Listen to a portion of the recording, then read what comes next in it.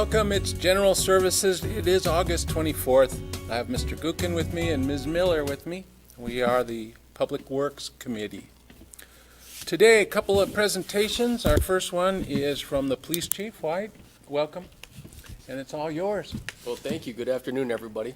I was asked to just give an overview of the police department without a lot of structure. I just have a couple slides that I'm going to go through, just kind of highlighting some things that we thought might be important. But a lot of this is just kind of Q&A. So if there's anything at any point you want me to stop and expand on something, please throw something at me and I'll push pause for a second. So the first slide here is just an overview, and I'm sure you know a lot of this, but we have 113 employees that's basically broken down into two divisions, our patrol division and our investigations division. Patrol is about 60% of the police department. The other 40% is investigations or support. The investigations division includes basically everything other than our sworn uniformed personnel. So it's our all of our detectives, our records, evidence, things of that nature. Our sworn supervision is, as you see up there, it's remained that way for some period of time. I'm going to talk briefly about calls for service here in just a minute, so I'm going to skip over that piece. But really our focus over the last several years has been on crime reduction, development of our employees, and then providing awesome customer service internally and externally. I lost my clicker. Apparently I can't drive remotely.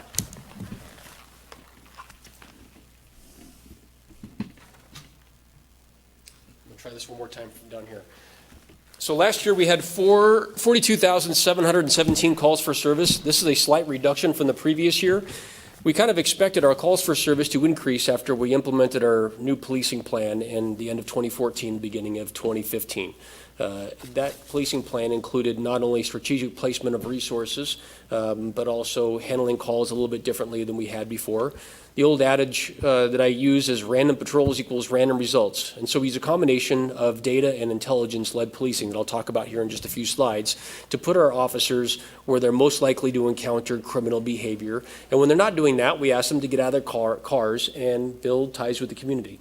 Walk up and down the streets and talk with people, talk to shopkeepers, talk to the kids at the bus stops, things of that nature, to kind of build a stronger rapport with the community. We anticipated that in the first year or two we would see an increase in calls for service because as people feel more comfortable contacting the police department, then you can expect them to call or notify us of crimes a little bit more than they would have in the past, and that's what we saw. So for the first couple of years we saw an increase in calls for service. Last year, we were just about flat, so this is just slightly below where we were the year before, but it still is a minor reduction in our calls for service. We'd like to say that calls for service is not a measure of success, it's just a measure of activity. It just shows how busy we were, but it doesn't show if we were successful in those efforts. The crime stats and things of that nature tell us about our success rates. So since 2014, we've dropped Part 1 crime 60%. I included some other statistics on here just so, because sometimes people are curious about them. So traffic accidents over the past year, reportable accidents, those are the ones where there is just a collision that meets the statutory requirements for us to make a report, but doesn't include injuries or DUI-related accidents or things of that nature. Those went down 25%. We also saw a 25% reduction in fatal and injury crashes. And this one is important a lot of times. We hear a lot about it from the Bike Ped Committee and other groups. So I put the vehicle versus bicycle crashes up there, and we've seen a 60% reduction in this past year on those types of incidents. Our department has a strong focus on community engagement. I like to say sometimes that what you don't hear about the police department is almost as important as what you do hear about a police department. We've had a whole bunch of really, really high-profile, very provocative incidents over the past 6 years. And a lot of those, there'll be a little bit of press coverage for the first day and then nothing. And that's good for us because it means we haven't screwed something up really bad, right? I mean, there hasn't been a huge mishap in the way that we are investigating some of our crimes or some other really, really provocative things that a lot of police departments have experienced over the past couple of years. And so sometimes what you don't hear is almost as important as what you do hear about. Some things we really focus on are transparency, accountability, and professionalism within the police department. And this last one I want to touch on here just for a second. We are widely regarded as leaders in law enforcement in the Northwest. We've had a number of other agencies, both from here in Idaho as well as Washington and in California, come to our agency to learn about how we are conducting police work, how we're going about deploying our resources, our intelligence-led policing model, the way that we are looking at crime statistics and deploying our people appropriately. It's also evident by the number of lateral officers that want to come work for our agency. So right now, for instance, we have 2 openings is all. And it takes a while to fill those openings because the testing process is very involved. And the background of just that one piece oftentimes takes months. Usually, hopefully, we can get it done in a month or so, but it usually takes a lot longer than that. So for those 2 openings, currently I have 37 lateral applicants. We had to shut it off at that number because the numbers kept coming in. And we have over 200 entry-level applicants. That's more than, frankly, we can test. I expect to be issuing a couple of conditional offers of employment here in the next couple of weeks, so we'll hopefully be full once again. Chief White, sorry to interrupt you. Has that been common in the Coeur d'Alene Police Department, or is that kind of a new phenomenon that we have more laterals wanting to come here? Because I remember us making some adjustments with how that lateral program worked a few years ago, and I think it was because we were having a hard time getting people, and so that sounds like that's a switch that's flipped? Yes, ma'am. So the first time that anybody at the police department can remember that we were full for any period of time occurred back in the end of 2017. And then since then, we've kept just single digit, someone will retire or leave or whatever, and so we'll have a single opening. We were getting some lateral applicants prior to the changes that we made with council in, I believe that was the end of 2017, beginning of 2018. Mm-hmm. And really all that did was encourage the people that were kind of on the fence. They wanted to come to our department because of the style of policing and the leadership and the camaraderie and the morale they hear within the police department, but they just needed just a little touch more incentive. And so the lateral incentive program that you all approved back in, I think it was 2018, don't hold me to that, but that did help incentivize some of those people to come to our department. Lateral recruitment's been fantastic. We've, I hate to say it this way, but we poached a number of North Idaho's best officers to have them come work for our department. It's been very successful. Okay, good, thanks. Chief, I have a question in Yes, sir. regards to traffic counts and reportables and all that stuff. Is that initiated through patrol? Is patrol the face and then support is the follow-through? The structure, trying to understand how things happen in police. Sure. So calls come in, yes, through dispatch or some of this is generated also on officer-initiated activity, our calls for service, for instance. And then after that, the back end, the data collection goes, well, first through a supervisor to make sure the report is reporting the right things. We've titled things correctly or coded things correctly. It goes to our records division, so they kind of double check their work and sometimes put crimes in codes that meet the uniform crime reports from the FBI and our NIBRS data, so it's all reported universally the same. In other words, the same crime that meets a definition here in Coeur d'Alene would also meet the same NIBRS definition in Boise or in Missoula or in anyway. So they make sure all that stuff is correct. And then after that, it gets uploaded into a system, and our 2 crime analysis people really take a look at that then, and they do the mapping work for us, and they help some of the intelligence-led policing that can put some of our officers looking at the right people in the right place at the right time. So the report is made by the officer, then a supervisor checks it, then it goes to records, then it goes to analysis. Where does it touch, when does it touch detectives? Are detectives part of everything or just certain things? No, just certain things. A hit and run, for instance, might be handled by our traffic division towards the end of it, or an officer can handle it from start to finish. One of the things that we experienced before, years ago, I would say prior to 2016 or 2017, was that just about everything went to detectives. And so the workload of our detectives was huge, even though there was a bunch of reports coming across their desk they really didn't need to see. We've changed a couple of things that allow some of our patrol officers to do the follow-up themselves. Since they've already done 90% of the work, they can go out and take the next step and interview the suspect and issue a citation or charge by report or whatever. And so detectives then can focus on, and I hate to say it this way, but the most serious crimes, the felonies and things of that nature. But a lot of the misdemeanors can be handled from start to finish by patrol. The detectives then can spend more time, just because of the volume of cases that we have coming through, we'd rather them focus a little bit more efforts on some of the more serious crimes and let, say, some of the misdemeanor property crimes and things of that nature be handled by patrol if they have the time to do it. Okay, so basically, patrol pretty much touches everything first, and Yes, then sir. you divide it up on how to follow through on it. Okay. Yes, sir. I always tried to understand. I thought patrol was who we saw, you know, the high visibility, and they're the guys who got people pulled over and stuff That's like true. that. Okay. I guess I never thought about the backside, the support side, because that seems where we have grown the most, you know. Okay, thank you. Okay, this is still not going to work. I'll just talk about this next slide from up here. A couple highlights that I'd like to point out. We entered into a new partnership with the Drug Enforcement Agency and Idaho State Police over the past year, past 2 years, to investigate drug crimes and drug trafficking in our area. We just recently were designated as a HIDA area.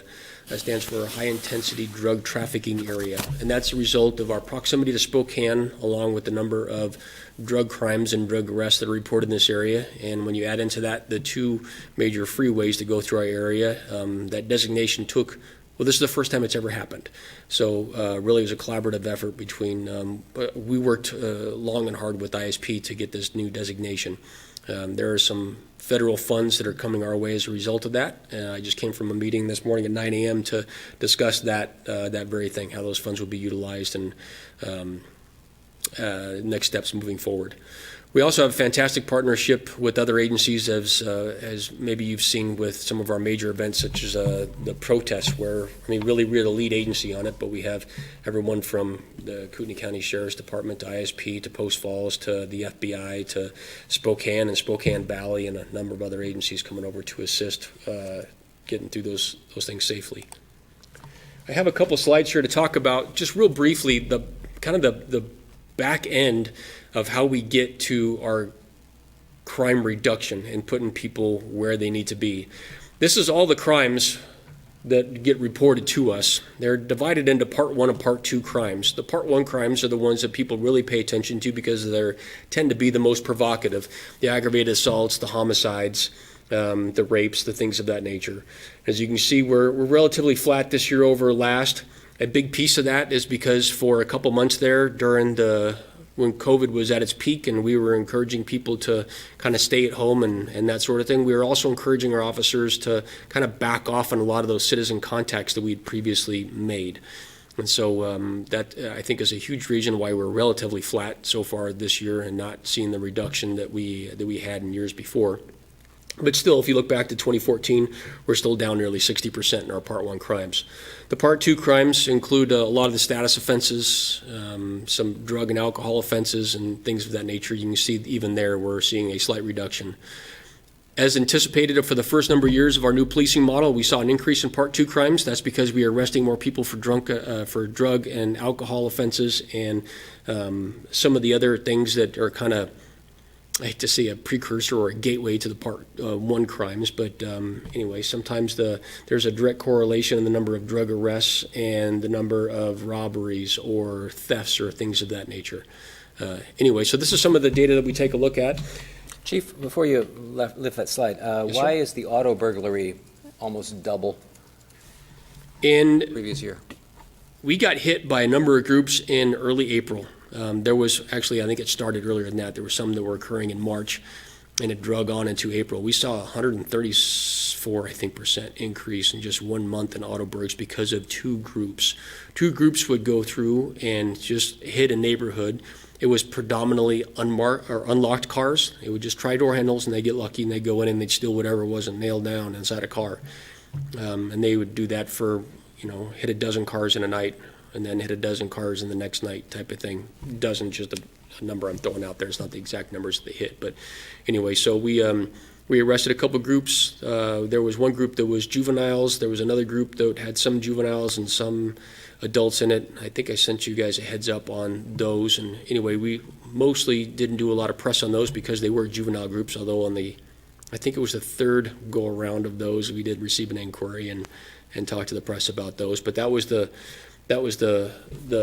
big crux of those. I'm going to go a couple slides up here to demonstrate what we would use with that data. So I don't know if you can see my little pointer here on the far left. Under May of 2020, there's a cluster of auto burglaries in this area. We would start to notice this after day 1 or day 2, historically, by getting reports, and so we would start flooding this area with the officers at the times during which the crimes were occurring. And then you see the next month, they're gone. What moved? Well, as it turns out, we arrested this group. This is a new group. I'm not kidding. That's exactly what happened here. You're right. Sometimes it's a crime displacement, but during this group, they were all arrested. This group was a new group, and they were all arrested also. So, like I said, we just used the data from this mapping program along with some intelligence work. I think this first group on the far left over here, this one was solved by one of our school resource officers who got a little bit of a ring camera footage, took a look at the data or at the picture and said, I think I might know who that person is, and then followed up at a friend of a friend, and then ultimately made a group arrest of, I think, 4 in that first one that went back in May. So Chief, along that way, I've never looked at it. I've always looked at them, but I never thought about timing. So in theory, when those things start happening, they're in there in a day or so? Yes, sir. We get a report every single morning at 7 a.m. that tells us what occurred during the prior 24 hours. And then weekly, we get a report on what's occurred over the past 7 days. And then we also take a look at this monthly, and then we take a look at it quarterly. We took a look at it yearly, and then compared it back during those same time frames. Usually what will happen, though, is on the first day, for instance, on something like this, a lot of times what will happen is we'll get a report from either crime civilian investigative specialists or our sworn officers to say, we've received 2 vehicle burglary reports in the same area. Please keep an eye on this. And the next day, we'll have a third one pop up. Or sometimes it happens in a shift. People wake up at 8 o'clock in the morning and go, hey, my car was broken into. And then over the course of the next several hours, as people wake up and go to work and whatnot, we'll get about a half a dozen reports. And so the next night, because we're assuming those occurred, over the nighttime hours type of thing, the next night we'll flood this area with both marked and unmarked units to make the appropriate stops and arrests. Good work. That's cool. I have I'm sorry, if anybody out there wants to go and take a look at their individual neighborhood or crime types or whatever, they can do that by going to cityprotect.com. We might be going to a different system here in the next couple months. We're evaluating a couple other ones that might be a little bit more user-friendly, but if that changes, we will certainly put that information on our website. And that's also for prospective people who want to, buy a house in a neighborhood or know what the crime's like in their existing one or whatever. And then I want to talk just real briefly about community engagement. These are just a few of the things that we've done, over the past 12 months. Our crime prevention officer, Lisa, has been absolutely phenomenal. She directs a lot of our crime prevention activities and a lot of the public meetings that we go to, her along with our PIOs. And we've conducted a bunch of community meetings, coffee with the cop. Our Police Athletic League was a new program that we instituted last summer. Officer Proctor is a school resource officer and approached me the year prior and said that he wanted to start this, and I was more than happy to do it because I've been trying to get it going the year before, and it's a huge undertaking to get something like this on its feet. And so we worked together with the Boys and Girls Club, and we had a number of activities at the Boys and Girls Club along with a couple of the elementary schools where the summertime children were at, and formed our Police Athletic League. We weren't able to do it this summer just because the COVID and everything else, but we hope to get it back up and running again next year. Our annual toy drive gets more and more successful every year. Last year was $25,000 worth of toys to hospitalized children. And there's a bunch of things that really people don't hear about. Officers doing cleanups after work, for instance. A graveyard shift, last one I heard about was going over to an elderly lady's place because she hadn't had time to do any yard work and clean up her place, and so an entire shift just went and cleaned up her yard for her. They do a bunch of coaching and other off-duty volunteer work. then I just have a couple photos here of some of the community engagement things. This is probably my favorite group of photos.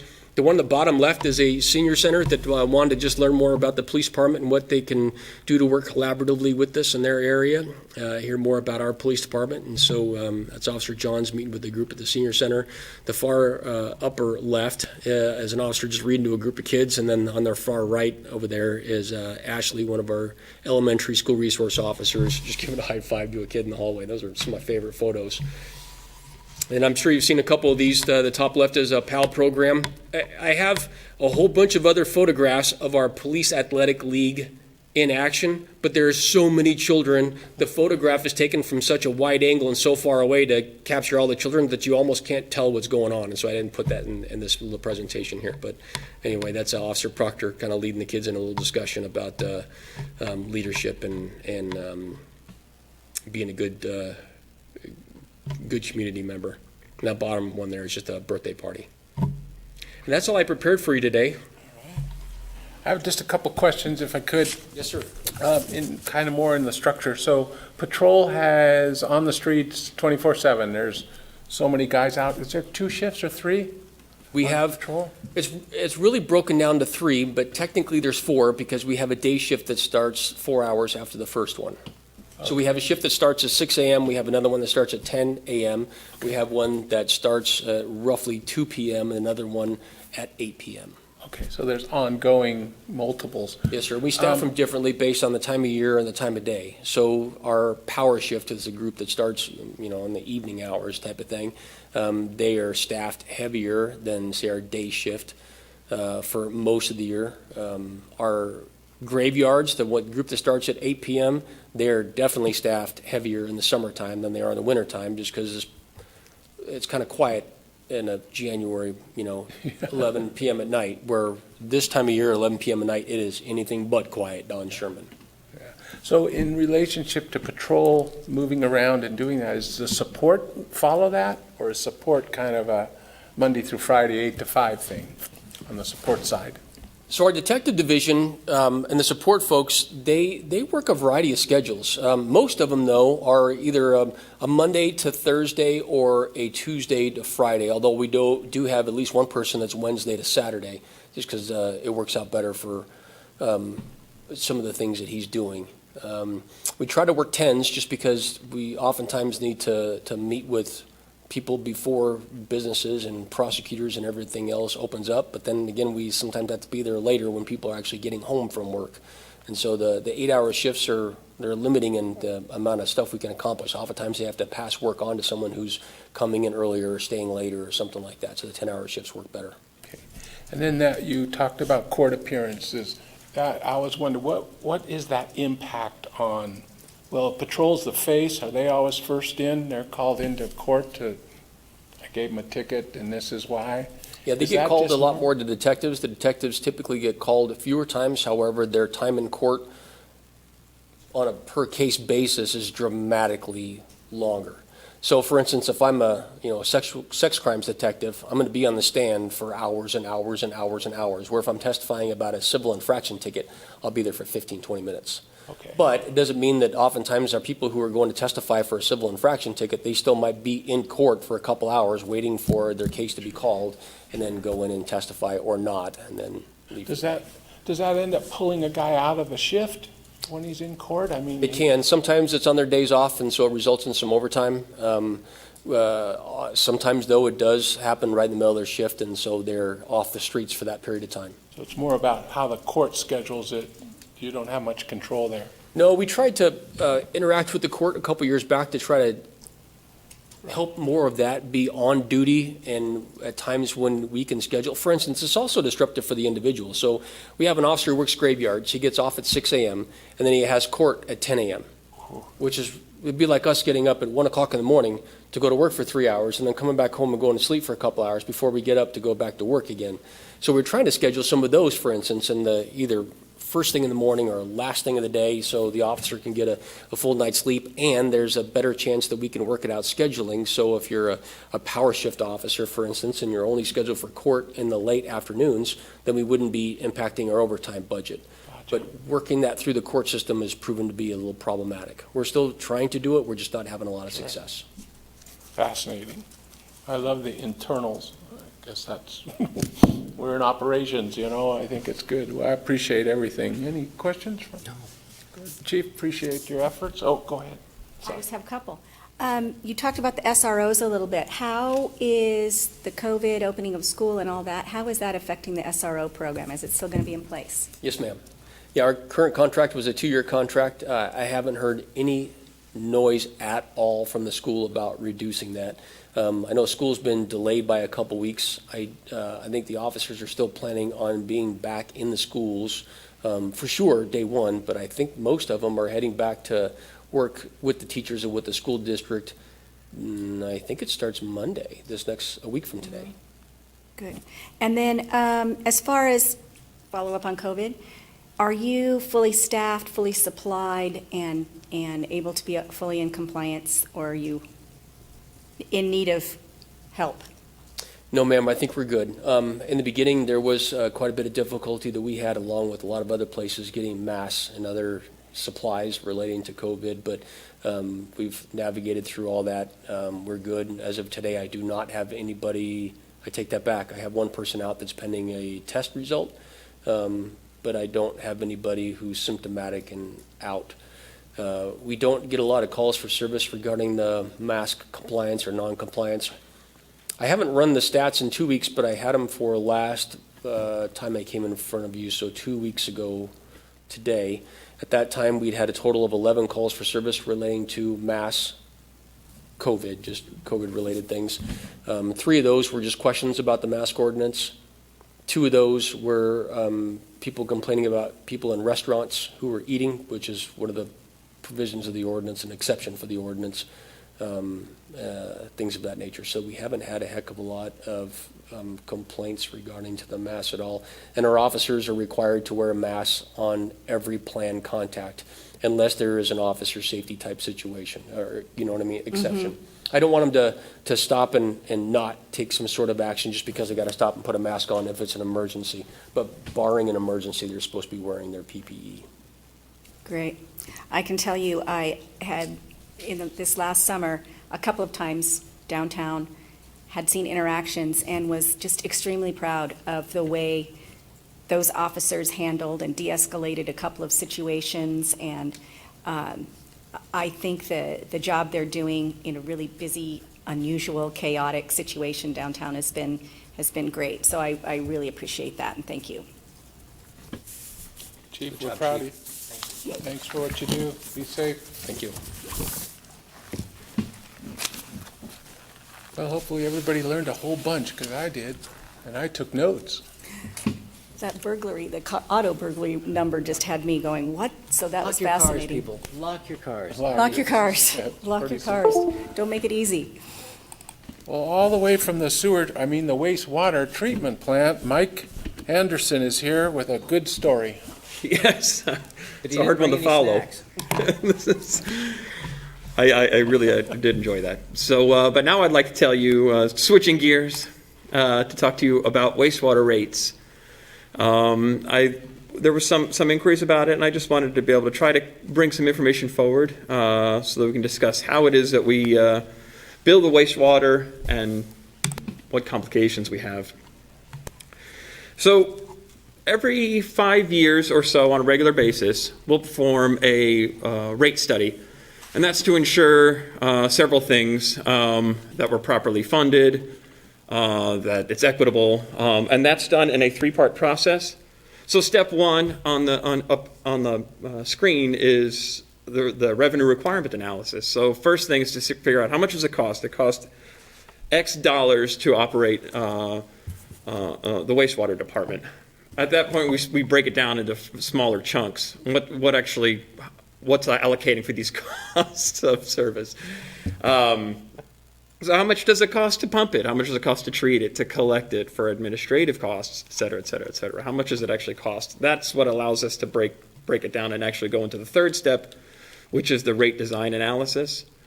And we've got several targets that we try to hit, and I'm extremely aware that it's really impossible for us to hit every one of these for a number of reasons. But we try to cast a sort of a shotgun approach and capture as many of these as we can. So we try to design rates that are easy to understand, rates that are easy to administer by us, by the city. We want to consider the customer's ability to pay for it. It doesn't do us much good if the customer can't pay. Continuity, we make sure that the rates are stable and they're not bouncing all around, people can plan. Do our rates address any policies that maybe council had set up that we're looking for? We want to provide, of course, revenue stability, month to month, year to year. We want to keep the operation moving. Promote efficient allocation of the resources, one of our goals, of course. So we want to be mindful of what we're spending money on. And then our most important one is really that last point when it comes to rate design, that they're equitable and non-discriminatory. So we try to make sure what that means is that everybody is paying their fair share for what it costs to treat their wastewater. So this is what it costs to treat their wastewater. This is a couple of years old. This was from our rate analysis, a rate study that was done in 2017 and 2018. So it needs to be updated, and it will be updated at our next rate study. But you can see commercial in that center column and residential on the right. And volume, it costs the same amount of money, $3, to pump 1,000 gallons of wastewater. It doesn't matter if you're commercial or residential. Strength, commercial wastewater is a little bit stronger than residential. So it's a little bit more expensive. It's $3 as compared to $2.50. Question. Yes? How do you know, if it all goes through one pipe through the plant, how do you know the difference between processing commercial and residential? Based on strength. So All mixed together, so. we're sampling that we're actually not sampling that. We're other people have sampled that, and we're taking that data from the industry. It's industry standards. Okay. But so yeah, there's a lot more. Strength is in solids, which is carbon, phosphorus, and ammonia. Those are the three pollutants that we're required to remove that we account for in strength. And there's a lot more of those in, let's say, a restaurant than there is from your home, Okay. for example. In each gallon of water, it's a lot stronger than in a restaurant than it is from a home, for example. Thank you. So the total cost to treat is slightly more for commercial, $6.59 for every 1,000 gallons, as compared to $6.10. Customer costs, that's the administrative costs. Everybody needs to get their bill and things like that. So the average cost you see down there at the bottom is a little bit counterintuitive, where it says $6.90 to treat 1,000 gallons of commercial as compared to residential. That's because commercial uses a lot more. So I'll try to explain this as best I can, but each customer of commercial uses many thousands of gallons as compared to residential. So there's a lot, we only have about 1,500 or so commercial accounts as compared to 15,000 residential. So it's those customer costs, $8.38. There's only 1,500 of those as compared to residential. There's 15,000. Like if you look down here at the bottom, your number of units, you see there's 1,864 commercial units, and they're giving us 600,000 gallons as compared to 15,000 residential units who give us about the same. So in other words, they're just giving us a lot more. So their cost per 1,000 gallons actually goes down a little bit because they're not paying as many administrative costs. So Mike, would that be that would look like residential is compensating commercial? Yeah. Well, no, because they're getting billed more. Okay. We send out 15,000 residential bills a month as compared to only 1,800 commercials. So, okay. So yeah, there are not when we did our rate study previously, everybody was within 5% of their actual costs, which is what we consider success. And that's kind of what I was getting at from before. Everybody's not paying exactly what it costs. We look at the groups on aggregate. It costs less money to treat a gallon of wastewater from the fort grounds because it's right next to the plant, as compared to across the city where it had to go through many miles of pipes. But each person paid the same because you have to treat them as larger groups just to. So you don't charge more for someone who lives farther away from the city, who has to go through a few lift stations? Correct. Still the same? Right. The administrative costs and that would probably make everybody's bills skyrocket. Okay. Another thing I would just like to point out on this slide is the average total revenue as compared to average total costs. You can see we were slightly lower at the time of this rate analysis. And at the time the rate analysis was done, all of our costs were not yet fully realized. We were just bringing on our latest stage of treatment, but we were already sort of underfunded. So hence, we passed the rate increases that have been rolling out every year. So what's the problem? Kind of all makes sense up to that point, I think. And the big problem is we can't measure wastewater flow. So you have water going into your house, and then you have wastewater going out of your house. That would be wonderful. We would just measure the water, which is what we do. But there is a problem, especially in the summertime right now, with irrigation. There's a lot of water that people are bringing into their house that's not going down the toilet, that's not becoming wastewater. So how do we treat that? And that's what I'm going to get into now. Yes? Is there any utility in the country that actually measures discharge at the source? For wastewater, no. Oh, really? Okay. Yeah, it's not possible, really, to measure wastewater unless it was pressurized. That's Oh, God. the big thing. Yeah. Well, I mean, there are pump stations and things like that, but usually not at an individual house. All right. So there's no real way to Make it a measure little chunky. that flow. Yeah, Spin the wheel. that's what I'm thinking. Sorry, we went there. So what you're looking at is the water flow, not wastewater flow. This is the water flow from January of this year. So that's sort of what we look at when we try to see what people are using. Because there's no, I hate to use guarantees, but I think I could guarantee there was no irrigation used in January of this year. No significant amount of irrigation. Let me say that. Maybe that's better. So what you're looking at here on the left is our largest commercial user source. So it's commercial 3/4 inch. There's 720 customers in that class. And they used anywhere from 0 to 114,000 gallons in that month.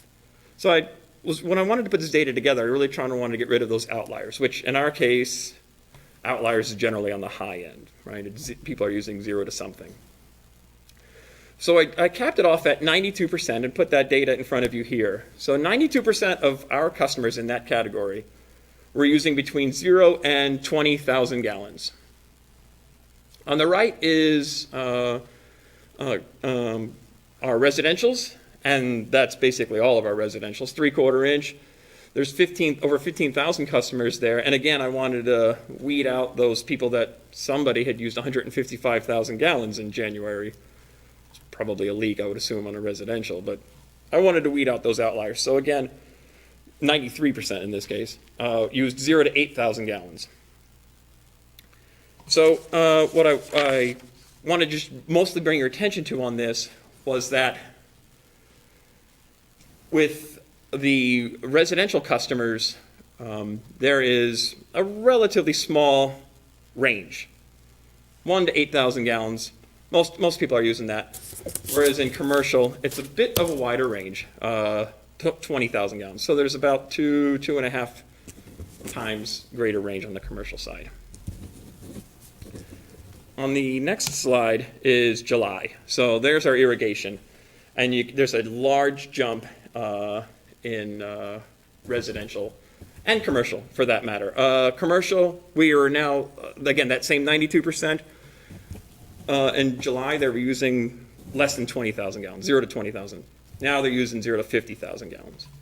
And in resident side, I really jumped up from 0 to 8 to 0 to 35. So what does all this really mean? And I'll try to explain it to you on the next slide if I can. Residents are what we would call relatively homogeneous. They all put out approximately the same, in that 0 to 8,000 gallons. So what we'll do with them is we build them at a fixed rate. During our rate studies, we'll see how much, we'll use that wintertime usage data, and we'll see how much wastewater, or how much water they're using, assume it to be wastewater, and charge them a flat rate. We assume everybody, that person in Fort Grounds and that person in Hawks Nest, is using the same amount. We'd have one smaller category where there's a low water usage for residential, but by and large, everybody pays the same amount.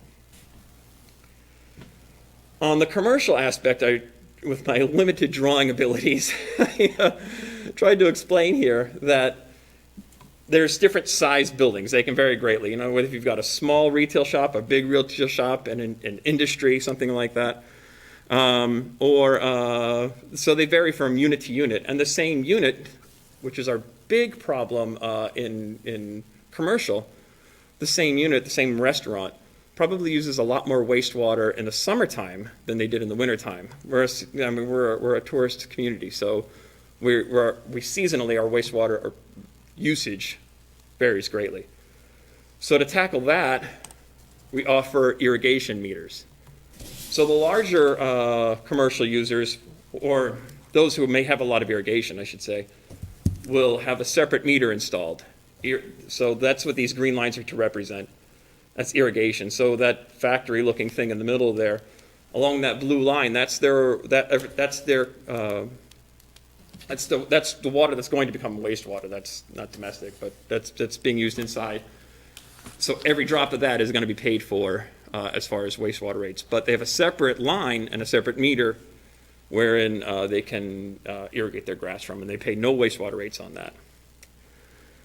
The current cap fee for one of those, because you have to pay to have the cap fee to have an irrigation meter installed, is about $7,000 for a 3/4 inch irrigation meter. And I'm not the water guy, but it's right around there.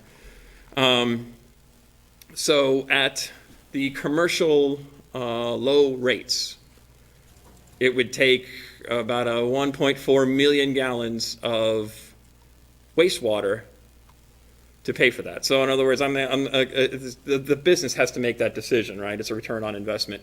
How many years is it going to take me to use 1.4 million gallons? So if you're irrigating 100,000 gallons a month for 6 months a year, it might pencil out.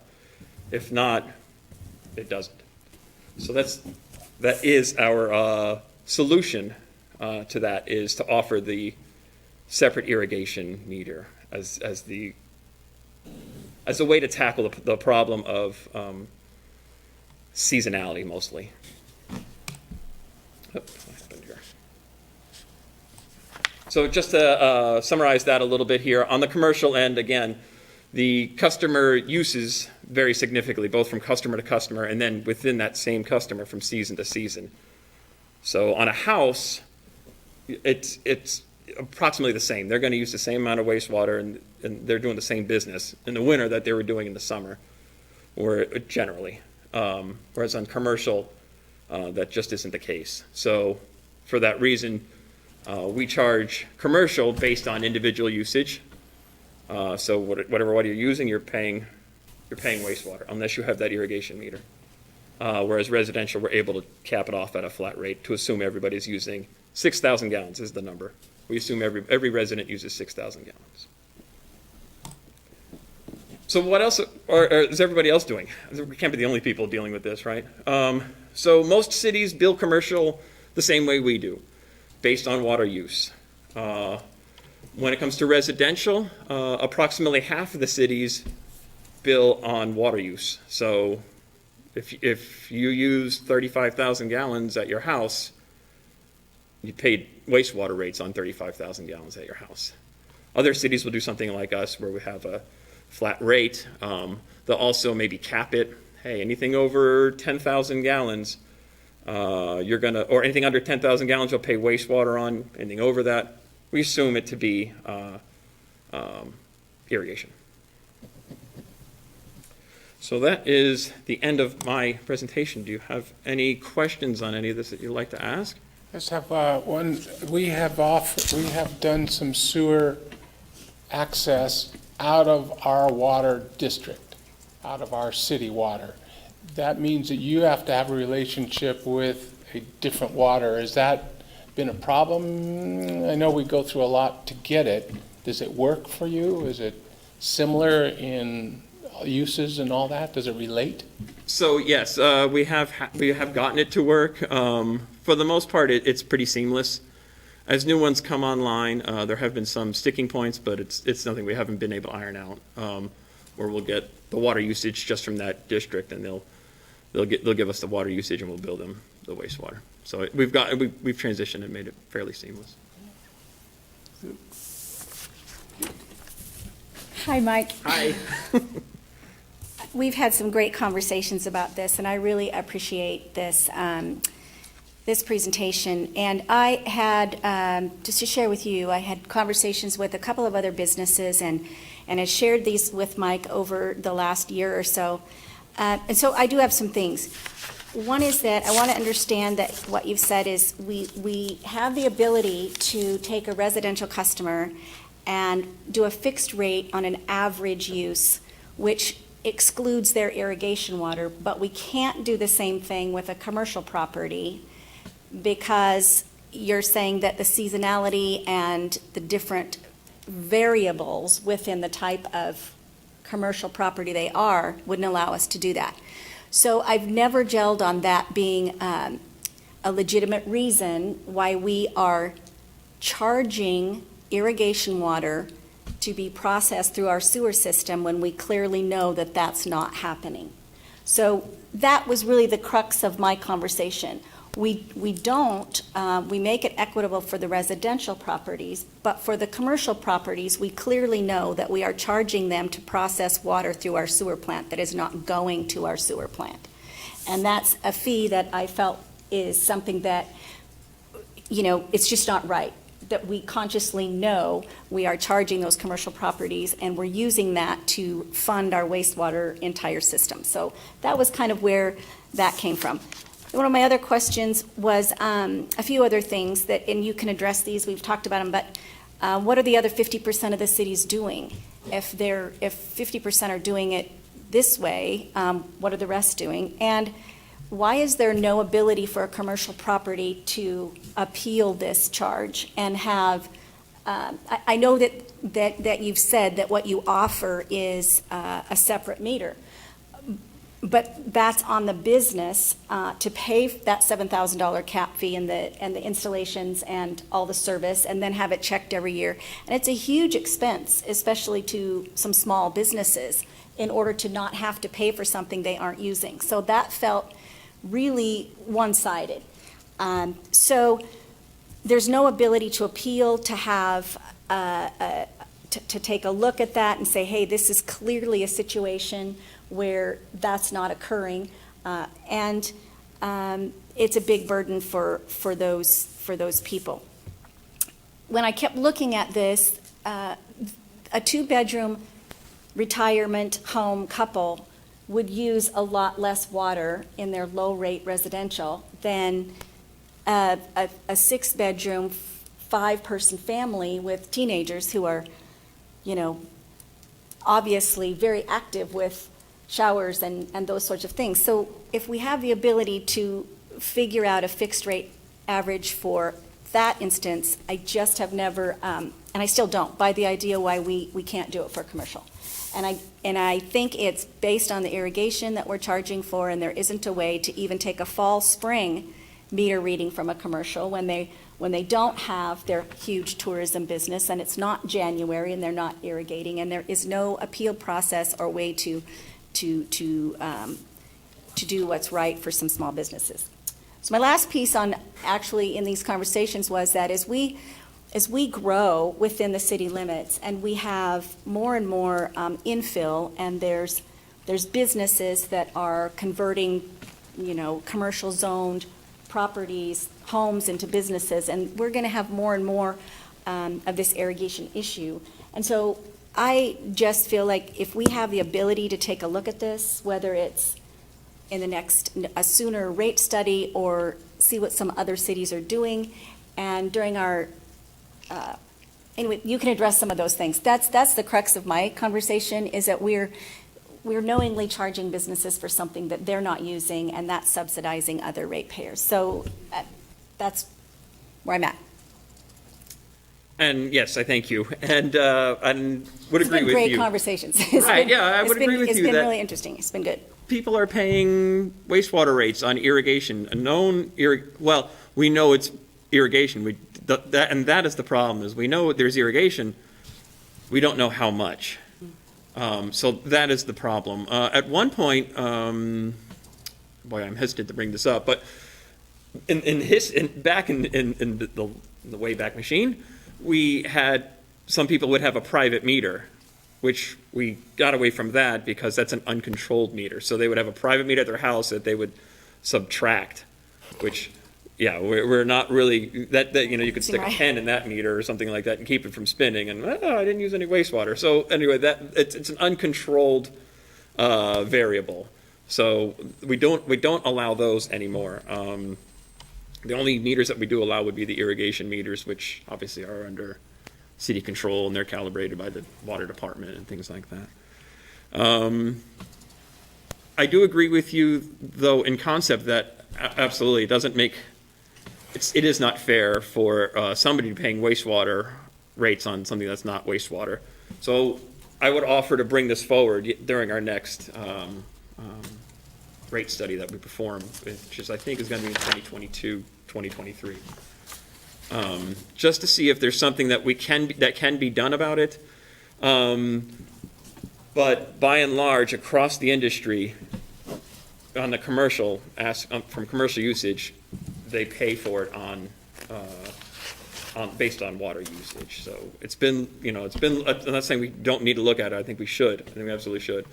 But I'm hopeful we can find something. Let me say that. But And if we can look at, multiple things, is there a way in a property to re-examine that cap fee for installing a separate meter if there's no other alternative for averaging that? I'd like to see if that can be part of the rate study. I'm not sure how that would work. I'm sure we can get into some discussion. And also if there is a possibility to look at some sort of an appeal process where you have an unusual circumstance and you have the ability to put some of your professionals together, some citizens together, and say this business has an opportunity to say, I want to have this bill looked at and have some sort of a review for that. Those things, I'd just like to see us talk about that in the study. okay, we can look at that. We do have, just so you're aware, not so much for that, but we do have an appeal process when it comes to leaks. That's generally our biggest problem. Somebody uses 1,000, 2,000, 3,000, 2,000, 3,000, 15,000 gallons, and that, it's on them to figure out where, unless it's on our side. Usually it's somewhere on your property, right? And you'll figure out, I had a leak on my sprinkler line or something like that. In which case, that they'll come forth to both departments, the water department and the wastewater department, two totally separate entities. And we'll discuss it at that point, Could I add a couple things? So thinking back, going back through some of our history was downtown Coeur d'Alene, streets, there is no grass or anything there, buildings, all that pretty much up Sherman. Midtown, pretty much concrete and buildings and stuff. Remember the first mall up on Apple Way? Mm-hmm. No landscaping. I think there might have been some trees around. I think our system goes back to when there wasn't a lot of landscaping. Now, we require landscaping, we require grassy swales, we require a mall to be pretty and feel good. Our downtown has trees and stuff. So I think part of that, probably our evolution, was down this path. I know right now that most buildings, we just put in, when you build a building, you have to do grassy swales, you have to have flowers, you have to have plants, you have to have trees. So you do the irrigation thing, and you turn it off and you turn it on, and those are expenses. As far as the business goes, usually the owner of the property is responsible for it, and the business, of course, has to pay for it. But I kind of get where you're going, but I just don't know, as we, as a city, keep saying you have to do this and make it pretty and do that, you're kind of adding to this anyway. I always wondered if there is alternates to that, rather than us saying you have to do this, so you have to use the sprinkler system. Is there another way we can ease off on that? I doubt it. It's like not having bike lanes. Oh God, we are paying more money for paint for a bike lane now than we ever did before. So it's just, I'm with you, but the people who build buildings and our rules, that's kind of where it comes up to. It's their choices. Besides the cap fee, well, you're going to put sprinklers in anyway. There's that $7,000 looks cheap after you do all the plumbing and all the things, and then repairs forever because we have winter. So just again, I'm kind of with you, but it just kind of keeps getting bigger and bigger, and as we grow, we have more expectations. So, it would seem to me that commercials would add the part of the business is putting in the landscape type watering thing, and then you have to manage it. Yeah, I agree. If they're a new property, Yeah. if they're a new property, and if we just have the ability to, in the rate study, keep it simple. We're looking at a situation where we're billing people sewer fees for irrigation water, and we need to see if there's a way that we do not have to do that. I'd also like to just say, if I could, on the whole, I understand for an individual business that makes an effect, but on the whole, in the big aggregate group of commercials, like I said, we are within 5%. But I Right. understand that's, seems nice from this desk, but not when you're sitting in your own little business. I get that. And I had a group of lawyers, a church, and another business that were all in this same situation. So it was kind of, this is where we're at with it, so. I was wondering, is it good to go backwards and try and fix things, or maybe move forward? It's kind of trying to balance that, how much can we expect from people and developers and stuff? But we have certain standards. We want things to be green and pretty, and Yeah, there's all the maintenance goes along with it.